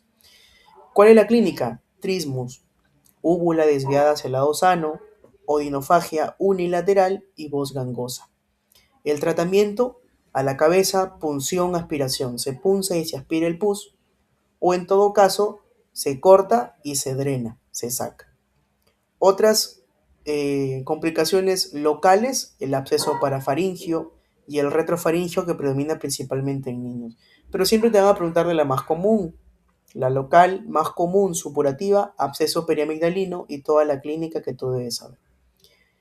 Si es sistémica supurativa, tú vas a pensar en síndrome de Lemierre o sepsis postangina, ¿ok? ¿Qué se caracteriza o cuál es la complicación? Es una tromboflebitis séptica de la vena yugular interna que aparece tras amigdalitis con abscesos parafaringios. Entonces, una complicación local como el absceso parafaringio, ¿ok? Principalmente en niños, parafaringios, abscesos parafaringios, pueden evolucionar ¿a qué? A generar una tromboflebitis a nivel de la vena yugular interna. Y eso se conoce como síndrome de Lemierre o sepsis postangina. La etiología más común es una anaeróbica gram negativa, conocida como Fusobacterium necrophorum. ¿Ok? Esta complicación te genera embolias sépticas que se van principalmente hacia dónde, hacia pulmón. También puede ser pregunta de examen, ¿no? Las embolias formadas a nivel de síndrome de Lemierre, ¿hacia qué órgano se dirigen? Principalmente hacia el pulmón, en un 90%. Tratamiento, le voy a dar penicilina G, pero aparte de la penicilina G, ¿ok? Aparte de la penicilina G, tú le vas a dar fármacos dirigidos hacia gram negativos anaerobios. Entonces, ¿cuáles son fármacos que te cubren anaerobios? Solamente, bueno, las más conocidas, metronidazol y clindamicina. Recuerda, la enfermedad es una tromboflebitis. Entonces, la tromboflebitis, ¿qué quiere decir? Que es una inflamación de la vena yugular interna y producto de esta inflamación te forma trombos. Entonces, es una enfermedad formadora de trombos, por eso, ¿no? Te genera émbolos o trombos que pueden ir hacia el pulmón principalmente. Entonces, ¿cómo tú ayudas a que esta complicación ya no te siga formando trombos anticoagulantes por 3 meses? ¿Ok? Y si falla, ¿qué pasa? Se liga la vena yugular. Se liga la vena yugular. ¿Por qué? Porque esta vena yugular va a seguir formando trombos y esos trombos pueden ir a cualquier órgano, como mencioné, a predominio al pulmón y generarme qué cosa, un tromboembolismo pulmonar. Es por eso que esta complicación es muy peligrosa. ¿Ok? Listo. Entonces, supurativas, locales, absceso periamigdalino, sistémico, síndrome de Lemierre o la sepsis posangina. Es la afectación de la vena yugular que te va a formar, que te genera una tromboflebitis séptica y te va a formar trombos que se dirigen principalmente en pulmón. Es causada por una anaerobia gram negativa y por eso tú vas a cubrir con metronidazol y clindamicina y como forma trombos anticoagulantes. Bien, y si no funciona, liga la yugular. Y las no supurativas tenemos a nivel local la obstrucción por la hipertrofia amigdalina y las sistémicas puede ser fiebre reumática, glomerulonefritis, postestrococócica y la famosa escarlatina, ¿no? Y de esta escarlatina sé que ha venido preguntas, entonces la escarlatina tiene características, ¿ok? Ahora recuerda, y este es un dato, las no supurativas, ¿ok? Las no supurativas, principalmente las sistémicas, ¿ya? Son generadas por respuesta cruzada del piógenes, ¿ok? De piógenes, de Streptococcus piógenes, ¿ok? De Streptococcus piógenes. Es por eso que Streptococcus piógenes, o mejor dicho, una amigdalitis generada por Streptococcus piógenes te puede generar una no supurativa sistémica, fiebre reumática, glomerulonefritis post-estreptococócica y también la escarlatina, ¿ya? Entonces la escarlatina se caracteriza por piel de lija, tiene el triángulo a nivel nasal, ¿no? Conservado, se conoce como triángulo de Filatov conservado, ¿ok? Líneas de Pastia, es decir, exantema, se acentúa a nivel de pliegues, manchas de Forchheimer, bueno, y la lengua en fresa, ¿no? En fresa blanca primero, o sea, va a ser una lengua que tiene la característica de la superficie de una fresa. Antes de los 3 días es de color blanco y después de los 3 días, a partir del cuarto, se torna de color rojo. Como les mencioné, estas sistémicas son secundarias a Streptococcus pyogenes. Por lo tanto, ¿qué le voy a dar? Penicilina 5 o amoxicilina por un total de 10 días. ¿Ok? Perfecto. Entonces, eso es lo más relevante con respecto a lo que vendría a ser cavidad nasal, paranasales y las complicaciones de la faringoamigdalitis. Descansamos 5 minutos, son 12:26, 12:31, culminamos con laringe, ¿ok? Perdón, es interesante.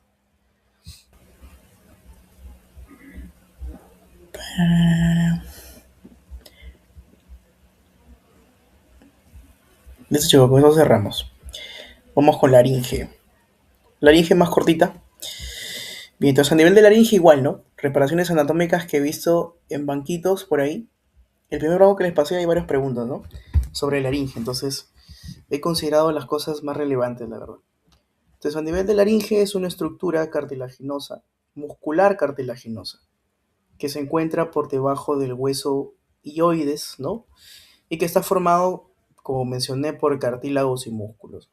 Tiene dos funciones principales, la fonación y la protección de la vía aérea e inferior respiratoria, ¿no? Porque eso a través de la famosa glotis. La glotis se cierra, o la epiglotis, perdón, se cierra y de esa manera impide que eh, comida o estructuras sólidas puedan pasar a la parte inferior cuando la persona deglute o come. Entonces hablamos de cartílagos, está conformado por un total de 9 cartílagos, ¿ya? 3 son impares y un total de 6 pares, es decir, 3 pares de cartílagos y 3 impares. Los impares, el cartílago tiroides, el cartílago cricoides y la epiglotis. Si nosotros acá lo señalamos, tenemos acá el tiroides, tenemos acá el cricoides y tenemos acá la epiglotis. Esta epiglotis es la que se cierra, ¿no? Y impide básicamente que sustancias o que elementos sólidos pasen a la vía aérea inferior. Y tiene 3 pares, ¿no? O 6 cartílagos distribuidos en pares, en donde los más importantes son los aritenoides. ¿Por qué los más importantes? Porque el aritenoides, que vendría a ser este cartílago, que es en forma de triángulo, perdón, ¿ok? Este, bien. El aritenoides es lugar de inserción de ligamentos y de músculo. El ligamento vocal y también inserción, por ejemplo, del músculo vocal, que en conjunto me van a formar las cuerdas vocales verdaderas.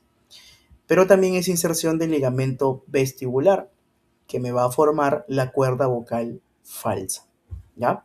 Y por otro lado tenemos los corniculados y los cuneiformes, que se encuentran en un pliegue, se encuentran flotando en un pliegue, que es el pliegue aritenoepiglótico. Si nosotros hacemos un zoom acá, ¿ok? Si hacemos un zoom, nosotros podemos denotar acá estructuras, ¿no? Entonces en la parte posterior, bien, podemos denotar estas estructuras de forma triangular, que son los aritenoides. Y si hacemos un zoom más abajo a esta imagen, podemos denotar a dos ligamentos importantísimos. Tenemos acá el aritenoides, y de este aritenoides sale este ligamento en la parte superior, que es el famoso ligamento vestibular, que me va a formar la cuerda vocal falsa. Y más hacia inferior, este ligamento, que es el ligamento vocal, ¿no? Que también se representa acá, que junto con el músculo vocal me van a formar las cuerdas vocales verdaderas. ¿Ok? Entonces tenemos cuerdas falsas más superiores y más inferiores, cuerdas verdaderas. Cuerdas falsas formadas por el ligamento vestibular, cuerdas verdaderas formadas por ligamento vocal y el músculo vocal. ¿Ok? Bien. Si hablamos de ligamentos propiamente, tenemos ligamentos extrínsecos y ligamentos intrínsecos. Los ligamentos extrínsecos tienen poca utilidad a nivel de patologías. Tenemos 3, la membrana tiroidea, el ligamento cricotraqueal, el ligamento ilioepiglótico, ¿no? Pero los intrínsecos son los que más nos importan, principalmente 2 que ya se mencionó, ¿no? El ligamento vocal y el ligamento vestibular, ¿ok? El ligamento vocal nace ¿de dónde? Del engrosamiento de una estructura conocido como cono elástico, específicamente engrosamiento de la porción inferior del cono elástico, por ahí puede ser pregunta. Mientras que el ligamento vestibular nace ¿ok? Nace de la porción, de la porción, de la membrana cuadrangular, ¿ok? De la membrana cuadrangular. Entonces, el ligamento vocal nace del cono elástico, mientras que el ligamento vestibular nace de la membrana cuadrangular. Y acá están dibujadas los ligamentos vocales. Y si hacemos un poquito más de zoom, están dibujadas el ligamento vocal, ¿ok? Y al lado de ellas, este músculo, que es el músculo vocal. En conjunto, músculo vocal más ligamento, me forman ¿qué cosa? Me forman las cuerdas vocales verdaderas. Y esto lo enfatizo acá. Y eso es importante aprenderlo. Entonces, las cuerdas vocales tenemos dos, las falsas y las verdaderas. Las falsas, como mencioné, son las más superiores y están formadas por el ligamento vestibular y por el músculo vestibular. Este músculo vestibular forma parte de ¿qué? De la porción lateral de un músculo, que es el músculo tiroaritenoideo. Otra cosa importante, que está tapizado por un epitelio respiratorio, es decir, el epitelio de la cuerda vocal falsa es un epitelio pseudoestratificado o cilíndrico ciliado, mientras que las cuerdas vocales inferiores o verdaderas están formadas por el ligamento vocal más el músculo vocal. Y oh casualidad, el músculo vocal también es una porción del músculo tiroaritenoideo, sí, pero no es su porción lateral como lo es el músculo vestibular, sino es su porción medial. Entonces ahí hay una gran diferenciación. La porción lateral del músculo tiroaritenoideo me forma el músculo vestibular, que junto con el ligamento vestibular me originan las cuerdas vocales falsas. Mientras que la porción medial del tiroaritenoideo me forma el músculo vocal, que en conjunto con el ligamento vocal me forma las cuerdas vocales verdaderas. Y esta, a diferencia de las falsas, está revestido por un epitelio escamoso, estratificado, no queratinizado. ¿Ya? De ahí pueden venir varias preguntas. Y lo más preguntado es esto: músculos e inervación. Entonces, al igual que a nivel de los ligamentos, hay músculos extrínsecos y también hay músculos intrínsecos. Pero lo más relevante es igual, son los músculos intrínsecos. Se hablan un total de 6 músculos. Tenemos el cricotiroideo posterior, el cricoaritenoideo lateral, el tiroaritenoideo, el interaritenoideo, que es el único músculo impar, el aritenoepiglóticos o los aritenoepiglóticos y el cricotiroideo o anticus. ¿Ok? De estos, ¿cuál debemos aprender o qué debemos aprender? Que el único abductor de las cuerdas vocales es el cricoaritenoideo posterior. Que el único músculo impar es el interaritenoideo. Y que el único músculo que no está inervado por el nervio laringio inferior es el cricotiroideo o anticus. Este está inervado por el laringio superior, específicamente la rama externa, y cuya función es tensar las cuerdas vocales, y al momento de tensar las cuerdas vocales aumentan el tono y por lo tanto favorecen el tono agudo. Cuando se lesiona, por ejemplo, el nervio laringio superior, ¿ok? Entonces este cricotiroideo pierde su función. Por lo tanto, el paciente o la paciente no va a formar una voz aguda, sino que la voz se va a tornar grave. No va a poder ser agudos, porque simplemente perdió la función de tensar las cuerdas vocales. Y si no se tensan las cuerdas vocales, no hay voz aguda. Entonces el paciente llega con una voz monótona, se llama. No puede hacer agudos, sino es una voz de un solo tono. En este caso, ¿de qué tono? Grave. Tono grave. ¿Ok? Entonces el único abductor es el cricoaritenoideo y los demás son aductores, ¿no? Específicamente aductores de cuerdas vocales, el cricoaritenoideo y el tiroaritenoideo. Y los otros dos son aductores pero del cartílago aritenoides, más no de las cuerdas vocales directamente. ¿Ok? Si repasamos un poco de la inervación de la laringe proviene del nervio vago. Y el nervio vago, recuerda, tiene una inervación mixta, tanto motora como sensitiva. La parte motora es dada por el núcleo ambiguo y la sensitiva es dada por el núcleo del tracto solitario. Entonces, si tú afectas, por ejemplo, el núcleo ambiguo, vas a generar disfonía y disfagia parte motora, músculo, ¿verdad? Mientras que si se afecta el núcleo del tracto solitario, la parte sensitiva, aspiración. ¿Por qué sensitiva te genera aspiración? Porque el nervio vago está muy relacionado a qué reflejo, el reflejo tusígeno.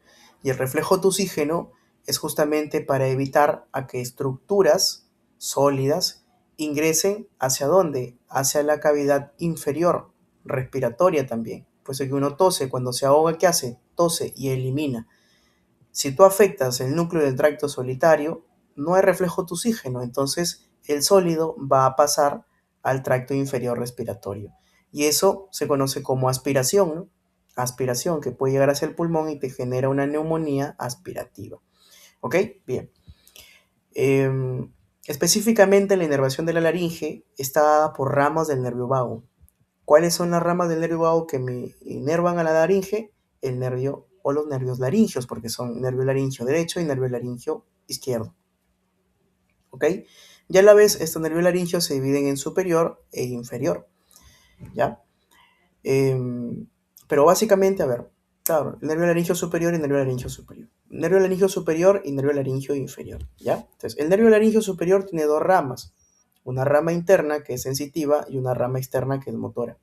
Entonces la rama interna que es sensitiva se encarga justamente del reflejo tusígeno. Entonces, si tú lesionas la rama interna del nervio laringio superior, va a ocurrir lo que te expliqué hace un momento. No hay reflejo, tusígeno y por lo tanto el sólido que pasa hacia la zona inferior, que debería ser expulsado mediante la tos a través del reflejo tusígeno, como no hay, pasa como si nada. Aspiración.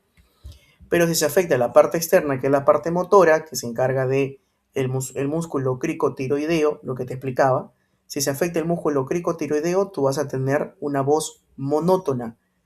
Recuerda, el cricotiroideo tensa la voz, genera sonidos o voz aguda. Y si tú lo pierdes al afectar la rama externa del naringio superior, ya no hay voz aguda.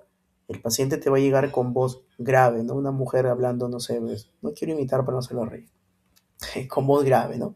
Disfonía y también obviamente con voz grave principalmente. Pero esa es la lógica. Ahora, si se afecta el nervio laringio inferior, ¿ok? El nervio laringio inferior, eh, si te genera una lesión unilateral, te va a conllevar a disfonía.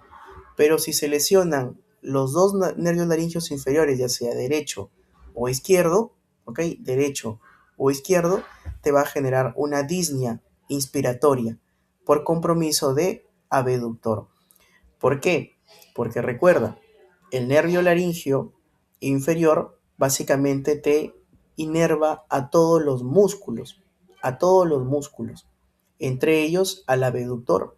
¿Cuál es el único abductor? El cricoarytenoideo posterior, ¿verdad? Entonces, si tú afectas el nervio laringio inferior, ¿ok? No va a haber músculo que genere abducción de las cuerdas vocales. Por lo tanto, no va a haber músculo que me separe las cuerdas vocales. Entonces, las cuerdas vocales pueden quedar así, cerradas. Entonces, esta cuerda vocal cerrada, como no tiene el músculo cricoarytenoideo posterior para que las aperture, ese es movimiento de abducción, se genera un espacio poco mínimo por donde va a pasar el aire. Y eso me puede conllevar a una disnea, específicamente una disnea inspiratoria, ¿ok? Eso siempre y cuando hay una afectación bilateral. Entonces, eso es importante, ¿eh? Nervio laringio inferior te va a generar, si es unilateral, disfonía, problemas a nivel de la fonación. Pero si es bilateral, no va a haber abductor, y como no hay abductor, glotis o el espacio glótico está cerrado, poco aire, disnea inspiratoria. ¿Ok? Disnea inspiratoria. Perfecto.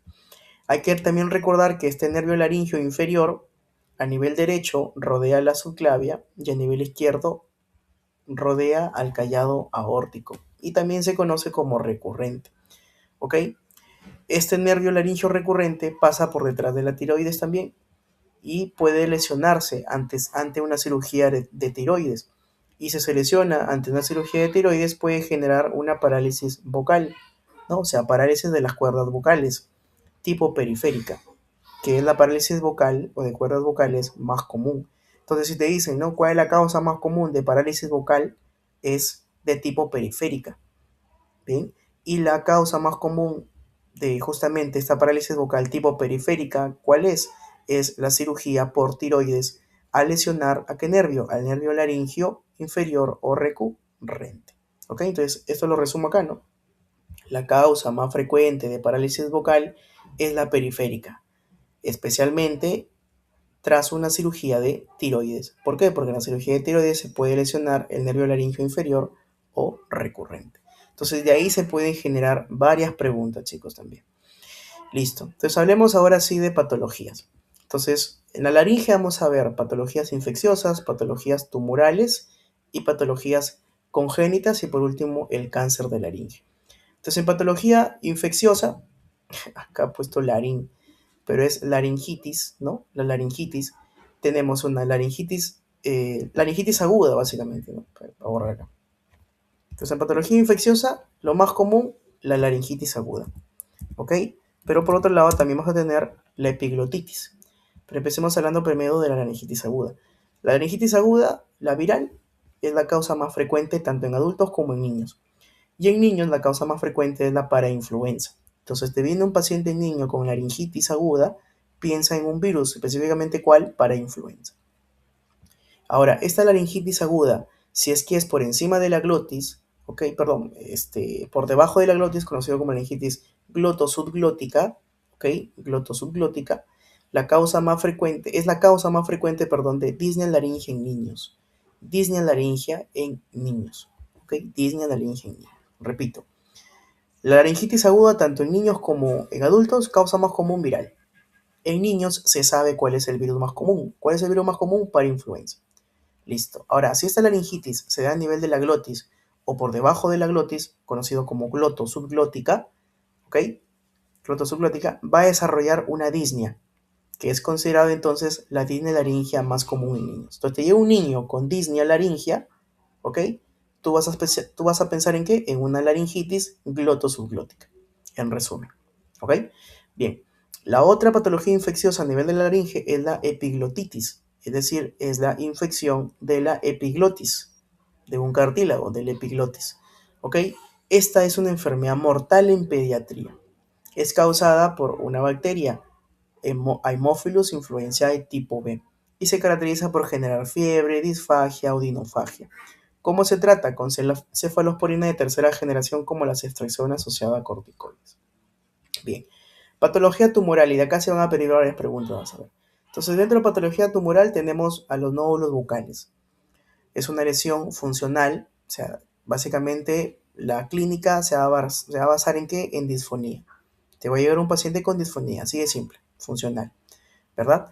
Son nódulos, es decir, son tumoraciones, pero son tumoraciones benignas, ¿ok? Tumoraciones benignas, eh, más frecuente en donde en mujeres habladoras, principalmente profesoras. Entonces te dicen, ¿no? Incluso en la clase lo dijo, paciente o profesora que llega con disfonía, listo, piensa en nódulos vocales, porque al ser una profesora es una mujer, principalmente prevalece en sexo femenino, es una mujer que habla constantemente. Y producto de ese, de esa, de la acción de hablar constantemente te genera la formación de estos tumores benignos que me pueden generar disfonía como tal. ¿Puede aparecer también en niños? Sí, también puede aparecer en niños. Entonces, repito, tumor benigno más frecuente en mujeres habladoras, nódulos vocales, cuya clínica principal es la disfonía. ¿Ok?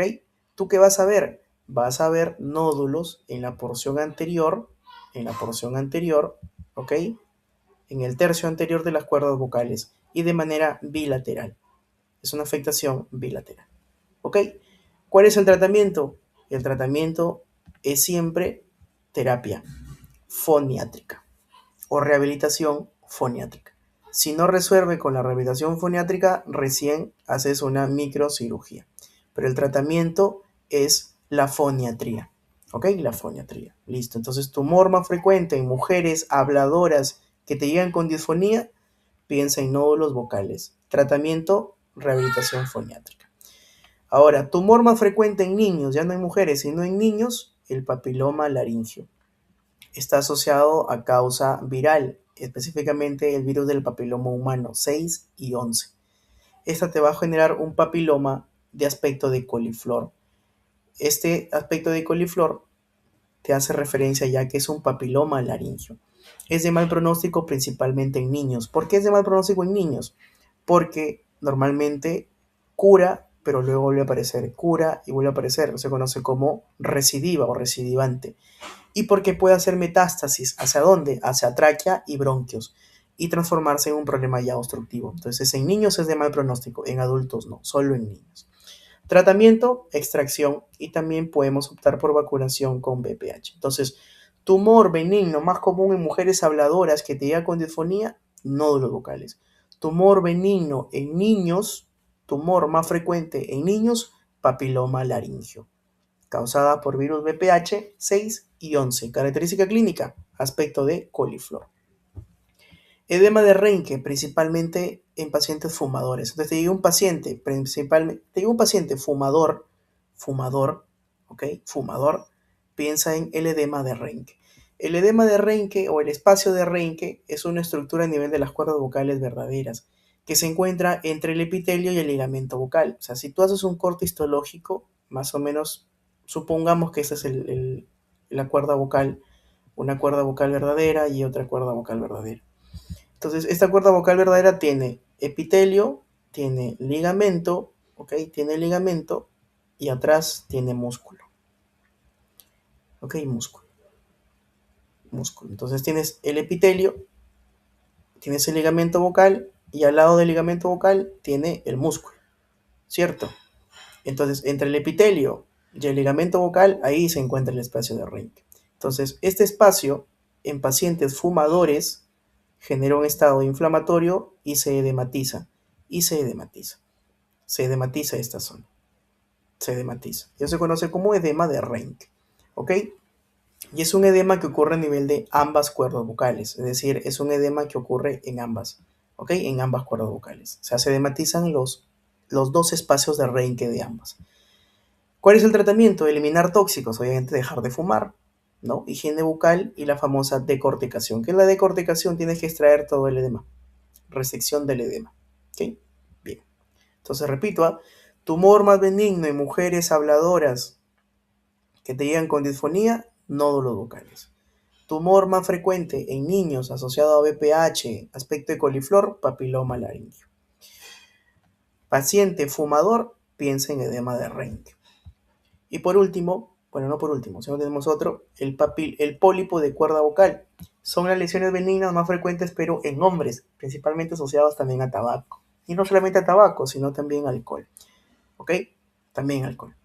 Y es de afectación unilateral. Unilateral. A diferencia de los nódulos vocales que son bilaterales. ¿Ok? Bilaterales. Y el espacio de Reinke también el edema es bilateral. Entonces hasta ahorita la única afectación unilateral que hemos visto o que vamos a ver es el pólipo de cuerda vocal, que son las lesiones benignas más comunes en donde en hombres. En hombres. ¿Ok? Su diferencial, el quiste. Solo que el quiste es más pequeño, ¿no? Que les pongo, ¿no? Vemos acá una cuerda vocal en donde vemos este pólipo de afectación unilateral. Y acá vemos el quiste, ¿no? Pero es más pequeño. ¿Ya? Y por último el granuloma. Entonces, característica de granuloma, también tiene aspecto de coliflor. O sea, se puede confundir mucho Aarón con papiloma laringio, sí. Pero ¿cuál es el diferencial? Que el granuloma se encuentra en la parte posterior de las cuerdas vocales. En la parte posterior. ¿Ok?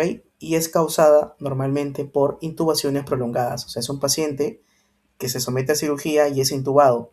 Esa intubación presiona la laringe, ¿ok? Por debajo de las cuerdas vocales y esa presión me genera la formación de un granuloma, ¿ok?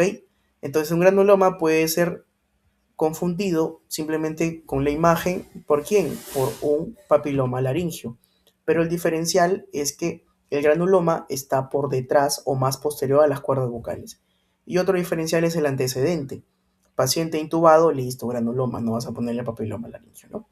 Bien, perfecto. Patología congénita. Entonces, hay dos patologías congénitas a nivel de la laringe que tú debes saber, que es la laringomalacia y el laringocele. La laringomalacia es la anomalía más frecuente de la laringe y es causante más frecuente de estridor inspiratorio del recién nacido? Preguntas de exámenes. La laringocele es la dilatación del ventrículo de Morgagni, ¿ok? Y son más frecuentes los de tipo adquiridos y los de tipo mixtos. ¿A qué se refiere con de tipos adquiridos? Normalmente se dice que este laringocele aparece por maniobras de valsalva de manera repetitiva, característica de músicos y característica de pacientes con tos repetitiva. En estos pacientes suele darse laringocele adquirida, que es la más común. Y también la más común es la mixta, es decir, tiene compromiso interno y compromiso externo. ¿Cómo así, Aaron? Interno, recuerda, el problema es la dilatación del ventrículo. Entonces se llama interno, ¿por qué? Porque la dilatación está limitada a solamente el ventrículo, no atraviesa la membrana tiroidea. Sin embargo, el externo, la dilatación sí atraviesa la membrana, por lo tanto se describe una herniación, ¿no? Una herniación del ventrículo que atraviesa la membrana tiroidea. Entonces, la mixta es el componente o es el cuadro más común. Es decir, el laringocele mixto, tanto interno como externo, es el más común, mixto. ¿Ya? La clínica, disfagia más disfonía y tos, y el tratamiento es quirúrgico. ¿Por qué? Porque el laringocele se ha asociado a un cáncer, que es el carcinoma laringio, en un 10%. Y por último, hablemos de el cáncer laringio. Entonces, el cáncer laringio es considerado el cáncer de cabeza y cuello más frecuente. ¿Ok? El tipo más frecuente histológico es el epidermoide. El síntoma más frecuente es la disfonía por mayor de 2 semanas. Y el factor asociado principal, el tabaco. Es por eso que el cáncer laringio principalmente prevalece ¿en dónde? En hombres. En hombres. Aunque últimamente la incidencia se ha equiparado porque las mujeres actuales ya fuman, ¿no? Antes simplemente fumaban casi la mayoría de los hombres nada más. Ubicación. Puede ser glótico, supraglótico o subglótico. Glótico. ¿Cuál es la clínica principal? Disfonía y es de mejor pronóstico. Supraglótico, por encima. Síntoma principal, picor faringio, que es la que más se asocia a metástasis hacia nivel de ganglios y por lo tanto, por estas metástasis ganglionar es de mal pronóstico. Y el tumor subglótico es el menos frecuente, se asocia a disnea y estridor y también es de mal pronóstico. Bien chicos, con eso cerramos el día de hoy.